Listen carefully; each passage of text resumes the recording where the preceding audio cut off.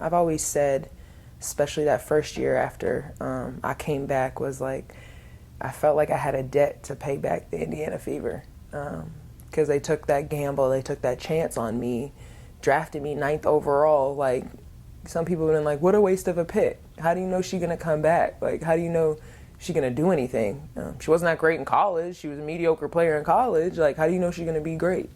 And that's always been my goal, is like, repay that debt.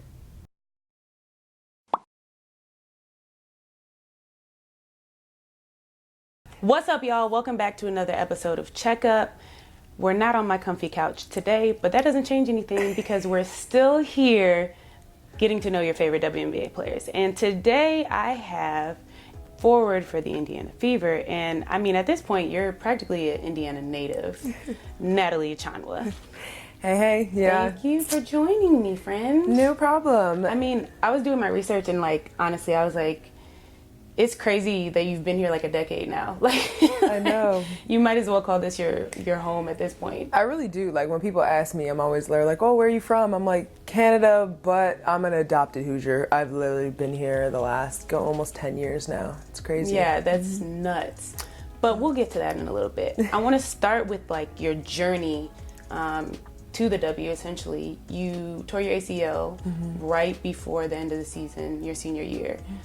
I know for you, since I know you personally, I know that was like a struggle, you know, for you mentally, and a challenge as far as being hurt right before the draft. Like, it's scary because you think your draft stock is going to plummet and that, you know, you may not get drafted. I know that was a concern for you. Leading up to the draft, what were your feelings after you got injured? That whole time period was a whirlwind of emotions for me. I had been invited to attend the draft. Then I tore my ACL in the Elite Eight. And then afterwards, well, in the moment, I knew I tore my ACL. So we can even start right there. I mean, I knew when I fell, I knew that, boom, it was done. So I was going through the process in my head, all in the 30 seconds that I'm sitting on the ground. I'm sitting here like, ooh, tore my ACL, or I knew I did something serious to it. But then I'm like, oh, still in the game, need to help my teammates. And I'm like, oh my gosh, my career is done here at Notre Dame. So went through all of that process. Then afterwards, I sat there and I'm like, I need to call. At the time, it was Renee Brown, who was working with the WNBA. And I was like, I need to call her because I didn't know if I wanted to go to the draft still. I didn't want to sit in that room and everyone else's name be called and just sit there with my family. And I felt like it was going to be embarrassing for me. But Renee actually reassured me that, hey, I think it's part of the process. It's still part of the experience. So chatted with my family, then of course decided to still go. And it turned out I wasn't still sitting in the room. And it turned out that Indiana drafted me number 9, took a gamble, took a chance on me, took a chance that I would be back to anywhere close to the player that I was, because you never know going through a major injury like that. And I didn't even know. I was fortunate enough to be picked by Indiana, stay in Indiana, and it's paid off. I just want to make a point that, when you tore your ACL and you went down, it was like that emotional moment where you were like, win this, and whatever you said, right? And everybody was all hype about it. Beep, beep, beep on ESPN. All that. You got bleeped out a lot on there, right? But everybody was all excited because she was like, yeah, she's here for the team, and she's emotional, and da-da-da. But I just want you to know, when I tore my ACL, and I was cursing up a storm on TV, everybody lost their minds. Like, I can't believe she said it. Like, I just tore my damn ACL. If you don't chill, like, everybody was upset. So I just want you to know that I was real bitter about that everybody was like all hype, like, oh, she's a warrior. I'm like, now when I did it, everybody had an attitude, and now all of a sudden, y'all come up. Because you were probably cussing out everybody else. I was like, win this shit. I ain't go through all that for nothing, so I needed to rally my team and tell them to finish that shit, because I knew it was done at that point, and I knew that for it all to be worth it, I needed the team to not focus on me. So that was where my bleeps came in, because I needed to make sure K-Mac was focused. I needed to make sure Jewel was still in it. Jewel was looking at me like, like, you know when Mufasa falls off the thing? And Simba running over to him like, Dad, wake up! Jewel over here looking at me like, Ace, get up, please get up. And I'm like, no, focus on the game, win this. I ain't just blow my knee out for nothing. So I had to give them a little encouragement. They came through for you though. They came through. They did, my people. Now, you started off in Indiana. Mm-hmm. You weren't getting a lot of time. You came back from injury, and then when you were healthy, you weren't getting a lot of time. Mm-hmm. What was it like, and what was the most difficult part of you transitioning from being a player that was the top leader on your team and being a major focus of the team in college to come into a team where you were kind of like having to fit in? Yeah, it's tough, especially because you're in the WNBA because you're an elite player at the collegiate level. That's typically how getting to the pros works. So then you come into an environment where you're playing with the best in the world. So doesn't matter if you were the best at your school, in your conference, or whatever, you're coming to the best in the world, and these are grown women. These are professionals. So I had some ups and downs the first couple of years because I came in and I wasn't in shape. I was coming back from over a year out. I was in rehab shape, but playing against the best in the world is a different kind of shape. And then our starting center, Elena Larkins, was out. So then I was like, getting some minutes, maybe not necessarily deserved at that point, but I was getting some and I was getting an opportunity to test it out and feel, and I was playing well. And then there was a stint where I wasn't playing. I wasn't getting any minutes. But I think the biggest thing that I took out of it was that it's not about other people. It's about what do you bring to the table every day? What are you working hard? It doesn't matter what if the coach calls your number or not. Like, are you doing your job? Because if you're not ready, if you're not in shape, if you are not being a team player, if you're not putting in the extra work, because the WNBA schedule, we're playing a game every 3 days, and you're only practicing in team practices. So you're getting up 3 shots a day. You're running 2 down and backs. Are you doing the extra to take care of you? So that when your name is called, are you ready? So that was my biggest focus in development over those years, to make sure that I took care of me. And I did my job, because at this point it is a job, it's an occupation. So just like everyone goes to work, and if you're not pulling your weight, boop, get cut. So it's the same thing with here. It's just, of course, the physical aspect of it. But that was my growth, was making sure that I took care of myself and my job, so that I was ready for my team when my name was called. And you really like cemented yourself as like the leader of the bench mob and like that bench group. What do you think made you capable of like being that leader and people taking to you and following in your path and being like, okay, we want to listen to Nat? Because I was there, and the bench is like, that was Nat's time. You know what I mean? So like, how do you think, what separated you with your teammates as the one that was like, okay, she's somebody that we respect enough and will listen to? I think it's what I just mentioned, is that whole be a pro, being a pro. And I'm I hate a hypocrite. That's one of my biggest pet peeves. So I sometimes even struggle with, in a leadership role, like if I'm not playing well, it always got it. That's my biggest, my hardest part, is pulling myself out of that. Because if I'm like, I'm getting, people are jumping over me and getting rebounds, and here I am coming in the huddle and I'm like, we need to rebound. Like, for me, that is the hardest part. But that is one of the challenge of being a leader, is even when things aren't going well for you, is coming outside of yourself. So for me, it was just like, make sure that my walk backed up my talk. And I think that's where I was able to gain a lot of respect from my teammates, my fellow colleagues, is because I worked so hard to make sure that my effort, my energy, my competitiveness, and my grit matched what I was saying. And I think that's where that mutual respect kind of stems and grows from. Now you're still here in Indiana. You just signed a new contract. Yep. What do you think was the turning point for you? Because now this is a younger team. You're like truly a leader of this team. You've been here, one of the people that's been here the longest now. What do you think was the turning point for you for getting to this point that you're at now? Well, we've seen a lot of transition, within what we call the post-Tamika Catchings era, with different coaching changes, with different player changes. From my first year here, we don't have anybody. Shanice Johnson was the only player. Me and Shanice were the only two.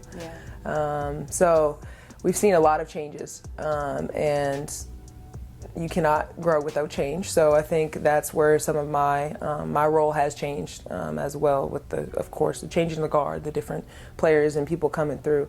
But now with that experience, and this is my 5th year, and we have a bunch of young players coming in, this is where I can use that experience to kind of help them along, just like the ones that came before me did, just like Tamika Kedgins did, or Elena Larkins, Brandon January, Shavonte Zellis, like all the people that came before me in this Indiana Fever organization that helped me. Now it's my turn to kind of give back to that.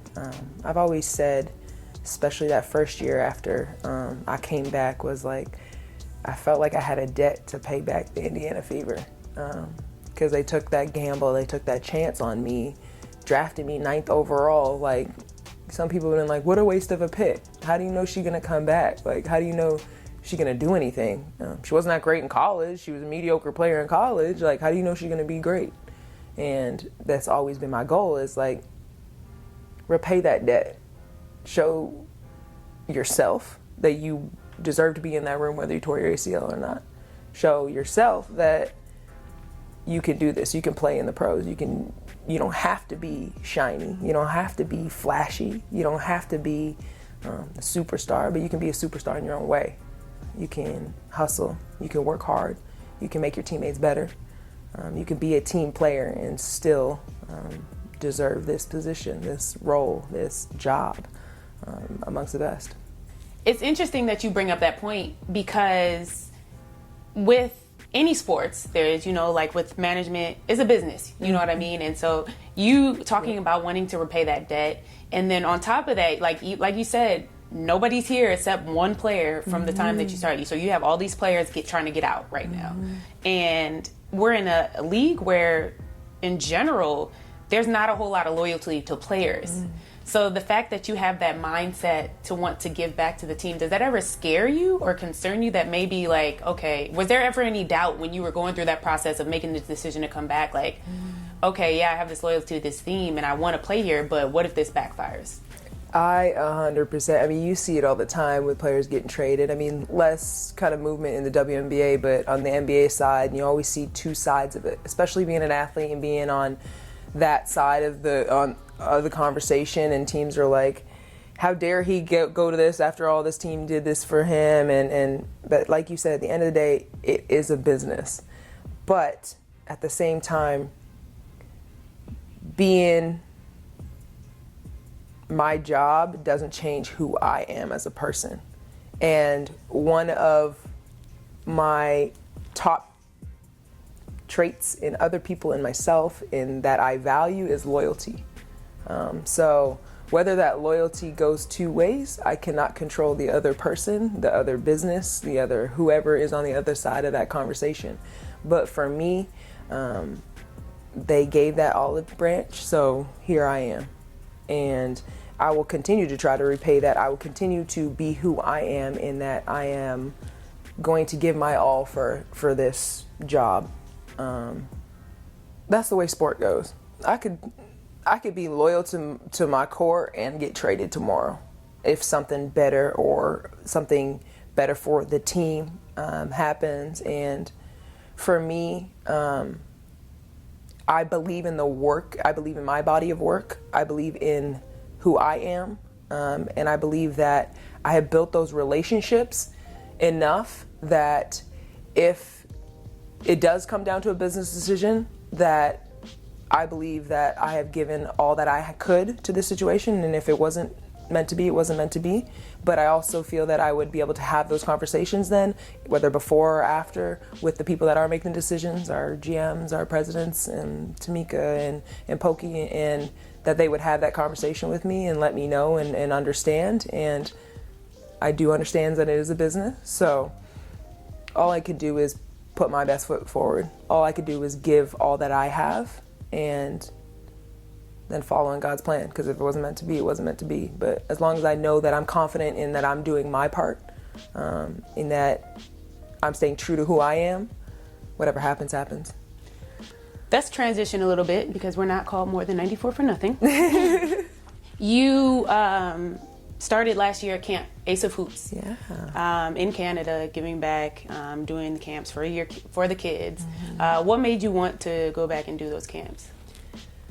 For me, perfect transition, because for me, basketball, some people love being in the gym. Some people can be in the gym for 5 hours of the day putting the ball in the hoop. For me, like, I go into the gym, get my work done. If I can get done in an hour, I'm out, in and out for an hour. Because for me, my love for basketball is so much beyond putting a ball in a hoop. My love for basketball is the fact that I've been all over the world. I went to college. I went to the best university in the world for free. The people I've met, the relationships I've built, my ability and opportunity to give back to the next generation, that's where my love lies in basketball. So for the opportunity to start my own ASA Hoops camp, it's my baby, my gem. And it was really important to me that I took ownership and I was involved in every aspect. So I did it all myself. Some people have the ability and the connections to just build a camp and stick their name on it. But for me, I wanted to be more than I want to coach after I'm done playing. So it was a twofold for me. Here I get the opportunity to kind of practice with younger than I'd hoped to coach, but still practice being in that role. But also the business aspect of it, just trying to build something from building the website, working with a team to build a website for me, to having to have the shirts made, connect with longtime family friend David Johnson to help me come and put together a practice and training schedule. So there's a lot of elements that I took on myself, and I'm really proud that I was able to do that. The second piece of it was I capped it off. I had 40 kids. And when I continue to do this, I might allow a little bit more, but I still want to keep it at that lower number, because by the end of the camp, I knew every kid's name. I had the opportunity to interact, hang out during water breaks, play games. I was hands-on the entire time, and that's what made it so special for me. I know that I lost my voice by the end of the camp. Yeah. And I know the kids have fun because they always still hit me up on Instagram and their parents are sending me emails, but I think I might have had more fun than them. And that's what truly mattered to me. So going forward, I'm gonna hopefully expand. I'd like to keep one in Guelph being my hometown, and how much the community has given to me growing up, that I would like to continue that, but definitely some expansion. Hopefully get one in Indiana. It's my second home. Yeah, I was going to say, you have a huge fan base in Indiana. You could definitely do that if you wanted to. Well, I mean, I gotta call. And a lot of work. Help. I gotta call the GOAT and make sure Tamika's okay with me. Hey, Catch, can I run a camp in your city? Between like Catch and Coach McGraw, people will make that commute. You know what I mean? That's nothing. So I mean, you could definitely do something here. That's the plan. Big piece of, and the hard part is always timing though. Yeah. So like you said, I played in Asia, so I get a couple months in that springtime before the WNBA season. But that's the toughest part, is always timing, because I got to make a living, go overseas, and then during the WNBA season, our schedule is so crazy. It's really hard to be able to plan something, and like I said, with the timing is, you never quite know when you're going to go overseas, so you never quite know when you're going to come back, because it depends on like playoffs. So like I was in South Korea a couple years ago, and I was trying to plan one. So I've been trying to plan this for the last 2.5 years. So I was trying to plan one, but there was such a time discrepancy in when I could be back, because like we're done, I forget the dates, but we're done the beginning of March. If we don't make playoffs, we're done at the end of March.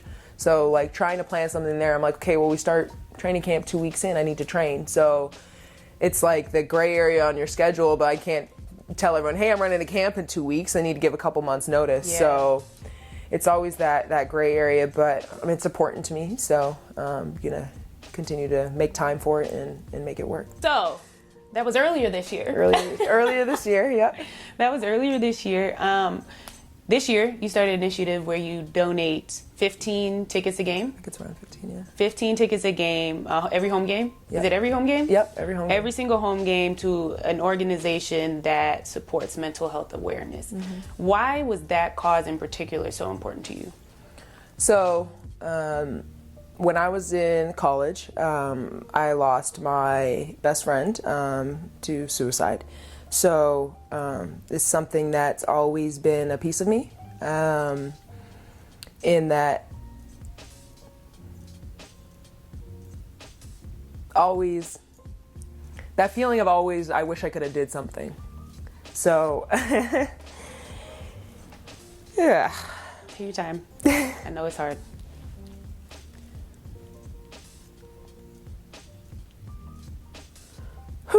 So when I was in college, I lost my best friend to suicide. So that feeling of, like, could I have helped? What could I have done? Has always weighed heavy on me. So I've taken upon myself to help others. What can I do? Whether it's something as little as giving some young girls that are part of the programs an opportunity to come to a game, interact with some WNBA players, get a night out, or the tickets that I have allotted go to different organizations. So sometimes it's volunteers from those organizations that come and take a night off, or it's young girls in the programs that come. Like I had girls from an organization in Indianapolis called Girls Talk, and from the staff of Girls Talk to the young girls that were there, got to interact, sign some autographs, take some pictures, and have them be there at the game. It means so much to me, because it's groups like that that make a difference. Their focus is beyond physical wellness. It's emotional, it's mental, it's how can we prepare these girls to be confident women? How can we help them succeed? That's a really important initiative, because I think that's something that definitely doesn't get talked about enough, is mental health, you know. I think it's something that people kind of brush off to the side as not as important as some of the other things that may be going on. So I think it's really dope that you're really like taking the time to like say, look, this is important.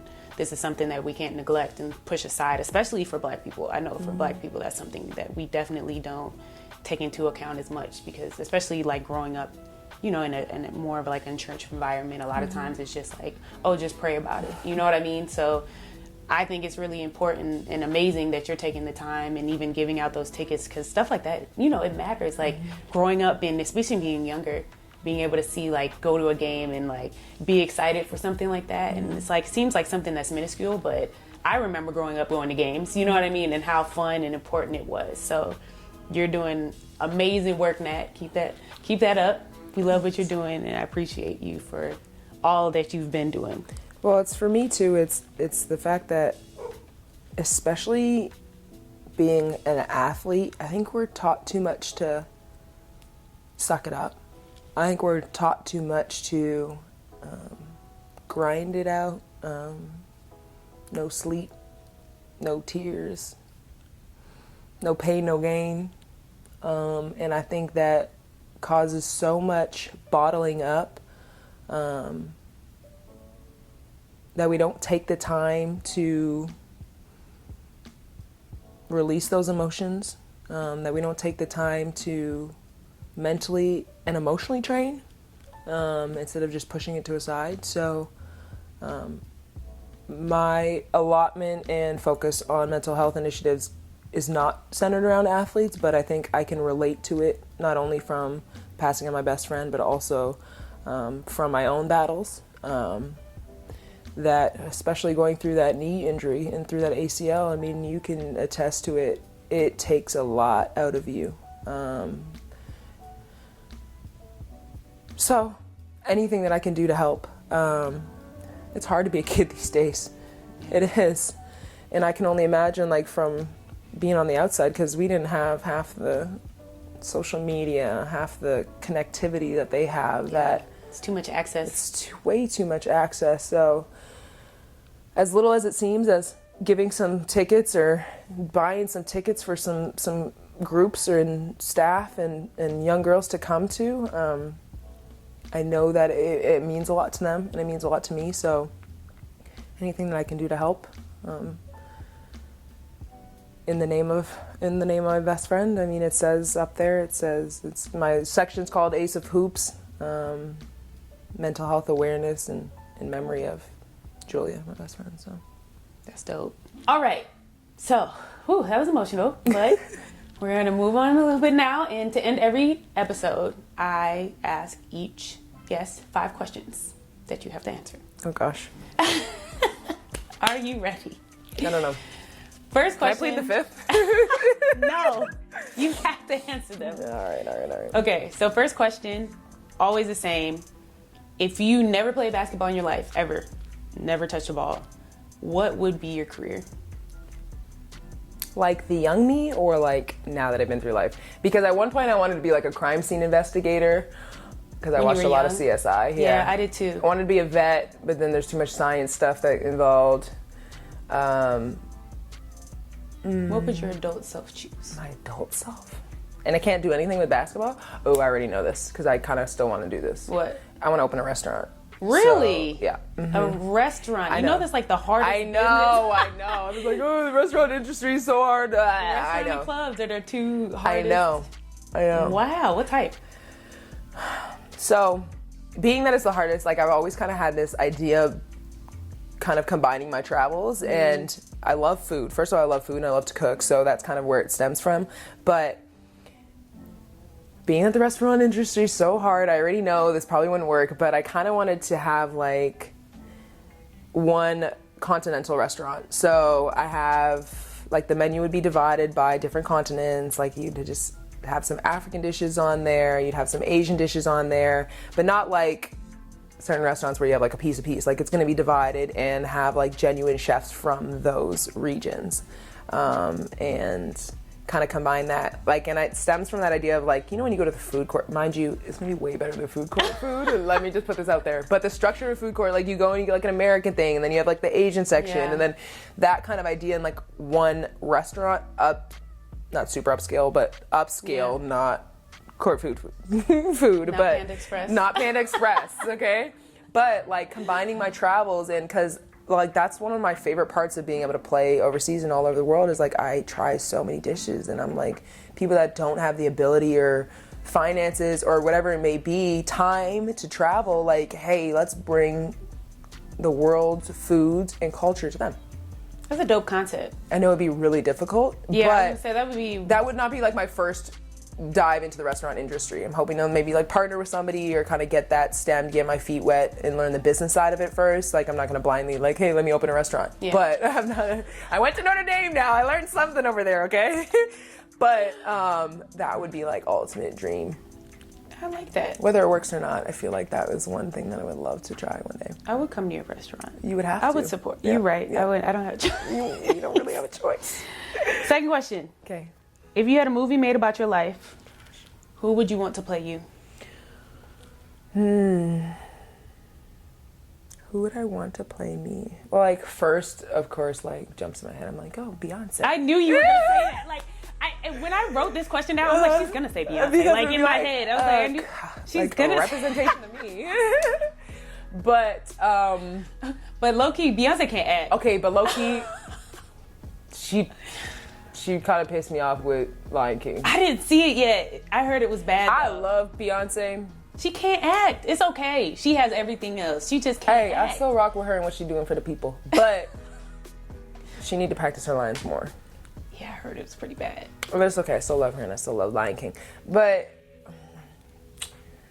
I don't know. I'm trying to think of like, I love me some Gabby Union too, and I know you're gonna that would be at that. Right on point though. I love me some Gabby Union. I do not like her. I know you don't. But she would play you perfectly. That's what I'm saying, because I love her. Like, yo, she's unapologetically her. She don't care.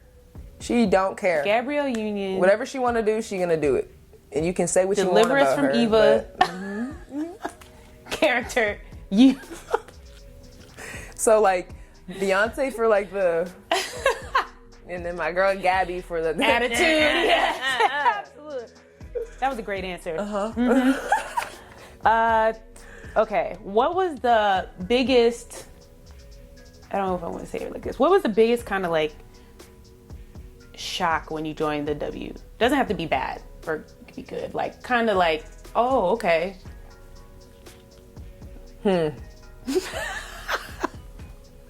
I mean, we could just talk, okay, quality of life is dramatic, but what, like, everybody knows, but when you're coming from a elite, the top programs, Final Fours, Yeah. spoiling, I don't even talk about the private jets. I want to talk about the hotels, the buses, the meal plans, the catering, game day meals. Yeah. I'm not even going to talk about the PJs because it's just like, you can ignore that part. when you go on the road and you're like, okay, we're here, see you later. Yeah. And I've always been mature for my age, and I've been quite dependent because I went to the basketball academy at 13. I've lived away from home since I was 13. So for me, it wasn't necessarily that I couldn't do it. It was kind of like, oh, you're not going to cater to me? We made it this far. We made it to the pros, and we don't get that. No, I get one tracksuit, and I gotta buy my own. And I gotta buy my own shoes. Thank God for Nike that I have a contract. That too. Like, can I get a pair of socks? Like, it's a struggle. To get, like, I have a hole in these. We ration. We gotta ration.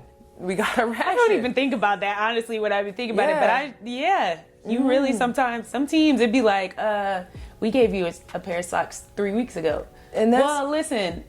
And the other day, though, I was just talking to like some of my teammates about different shoes because now the league switched to Nike. I'm a Nike athlete, so fortunately I've never had to necessarily deal with this, but they're like, what shoes can we wear? Like, can we go get any shoes? Because they're used to getting shoes from the thing. I'm like, yeah, you can go buy any shoes you want, but it's crazy. Yeah. Like, and then they're like, well, you can get a couple from the team, so our team does get them, but like if you wanted a different style or something, like you're on your own. Yeah.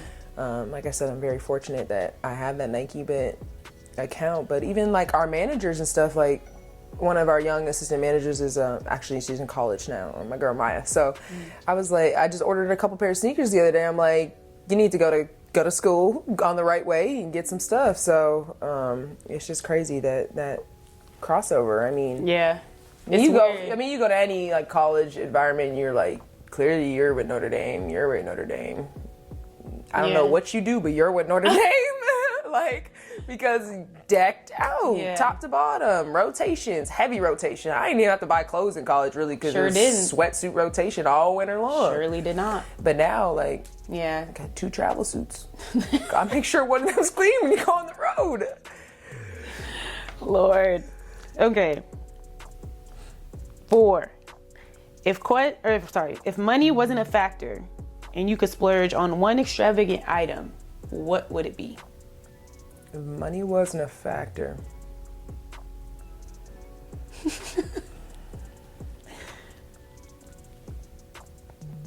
All right, this is... Let's hear it. You're already gonna eye roll at me. Okay.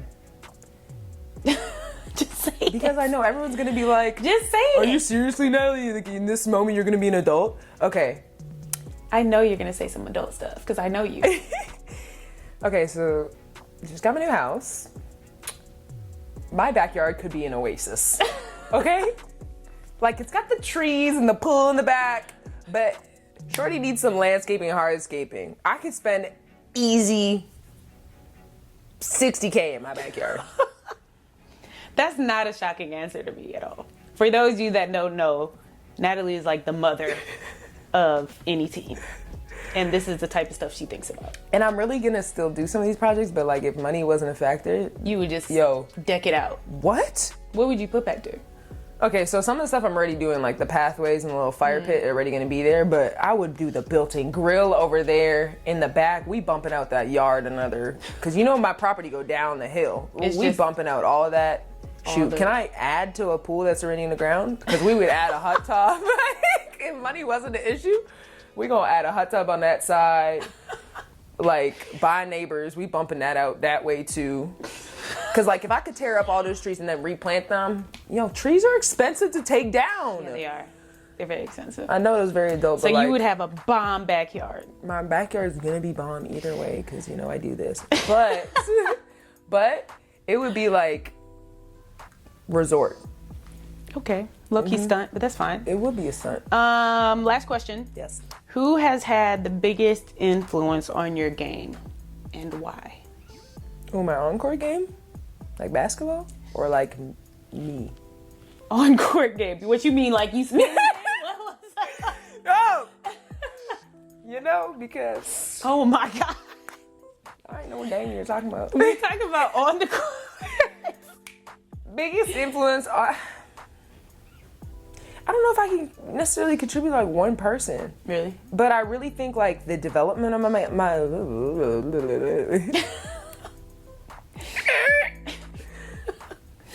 I don't think I could really contribute like everything to one person, but I always say that basketball academy I went to, NITA, when I was in high school, like I wouldn't be where I'm at or the player that I'm at without that. Unfortunately, it doesn't exist in Canada anymore, but we have prep schools and stuff finally catching up to kind of the U.S. in that system. But if it wasn't for that, like I wouldn't be the player, I wouldn't be here, because that stems and started my knowledge of the game. Everyone talks about my basketball IQ. That's where the seeds were planted, and it stemmed through Notre Dame, it stemmed through playing with the national team and through the Indiana Fever. But my love to understand the game, to appreciate the game, my IQ in that sense, all started and continues to grow from there. So without those seeds, I mean, I wouldn't be here.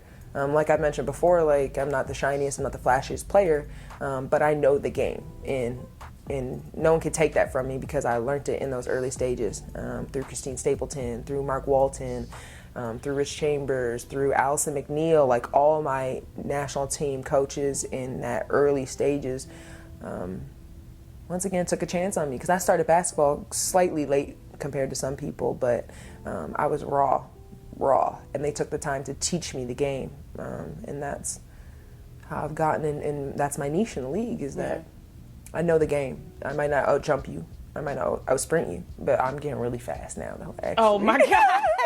Get out of here. But I will outsmart you. Well, that's all we got for today. I appreciate you taking time out of your very busy schedule to talk with me. Everybody else, make sure you comment, make sure you like, make sure you subscribe, make sure you tell your friends, all of that stuff. And I'll see you next week on another episode of Checkup.